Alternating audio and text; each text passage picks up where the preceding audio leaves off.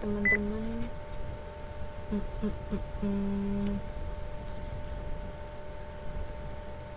Ada di halaman 2.11 itu mulai metode diagram pancar. Jadi ini ada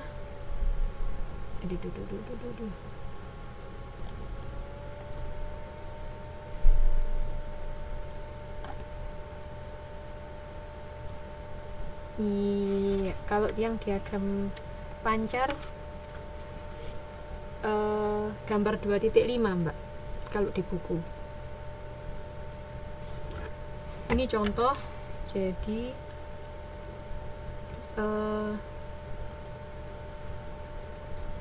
ini contohnya bukan dari buku, saya ambil dari web, dari perpusnya UT. Jadi di sini ada jam mesin, ada biaya pemeliharaan. Dicari rata-rata bulanannya berapa, kemudian rata-rata biayanya berapa pertama-tama gitu. Terus kita gambar titik-titiknya. Pertama kita gambar titiknya. Kalau kan ini tadi kan misalnya kalau jumlah mesin, jam kerja mesinnya 3000, biaya pemeliharaannya 310 misalnya.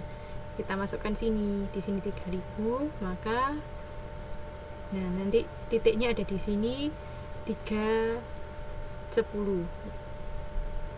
di sini. Jadi kita gambar semua titik-titiknya, kemudian kita tarik garis yang paling mendekati semua titik. Seret, kita tarik garis biru ini. Jadi pertama kita bikin titik-titik, ini sudah saya kasih nomor di sini. Yang kedua, garis biru kita tarik yang paling mendekati semuanya. Yang ketiga, pangkalnya titik 2 ini dia akan menjadi biaya tetap. Oke. Prosedurnya jadi diingat kalau scatter bikin titik-titik dulu, terus ditarik garis di antara titik-titik, ujungnya garis tersebut. Iya, ini gambarnya berbeda sama yang di modul. Jadi ini ada gambar, adalah gambar yang ada di website. Sama saja nanti penggunaannya sama aja. Kalau di gambar 2.5, jadi kita pertama-tama gambar semua titik-titiknya dulu ya. Seret. Langkah kedua, gambar garis A di situ. Garis diagonal A. Nah, setelah itu dari ujungnya garis diagonal A itu nanti akan menjadi biaya tetap. Oke.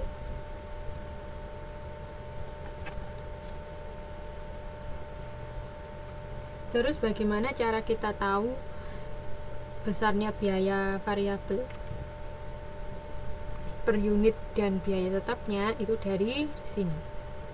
Biaya rata-rata bulanannya berapa, kemudian dikurangi biaya tetap totalnya. Kita tahu biaya rata-rata bulanan dari tabel di sini tadi. Ini 285 ini biaya rata-rata bulanan. Kemudian biaya tetapnya itu garis ini, garis merah ini. Berapa di sini? Di sini kira-kira yaitu 215.000. Nah, maka biaya variabelnya adalah 70.000. Kapasitas rata-ratanya 3.500 juga dari tabel. Maka per biaya variabel per jamnya 70.000 dibagi 3.500 jam sama dengan Rp20 per jam. Selamat bergabung.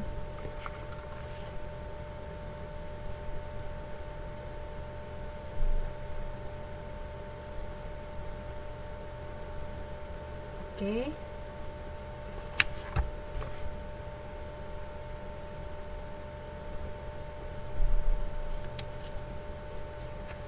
nanti teman-teman contoh yang ada di buku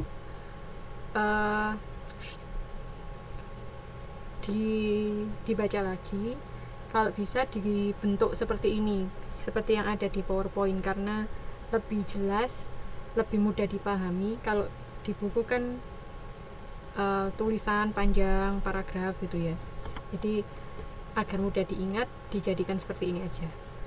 Oke, kita lanjutkan.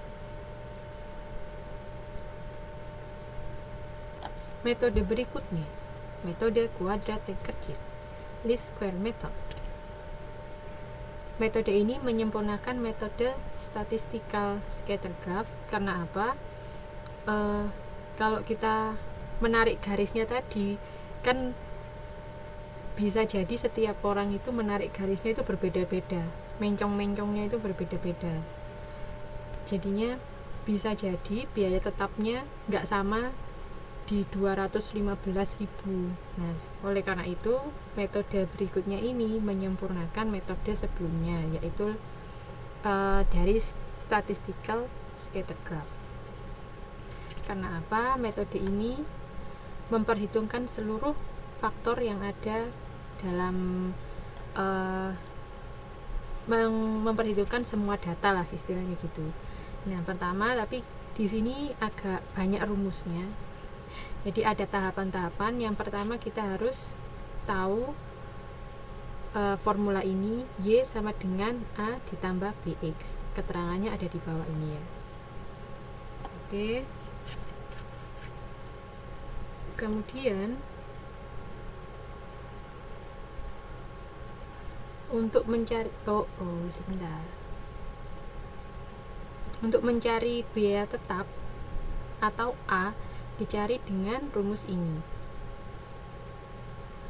Sedangkan biaya variabel dengan rumus ini. Oke. Ada juga itu bisa teman-teman buka di halaman 2.13. Rumus bagaimana mencari V dan T. Di sini bagaimana mencari B dan A. Kalau dilihat dari sini, Y sama dengan A plus BX.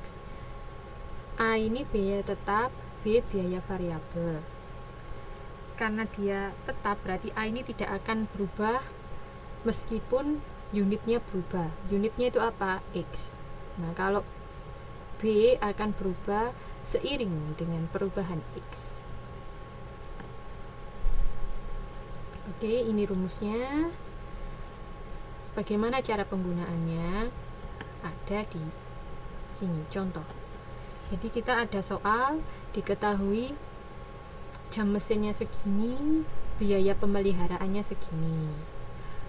Kalau metode sebelumnya kan kita cari titik-titik masing-masing ini semuanya, titiknya di mana aja, terus ditarik garis. Kalau metode ini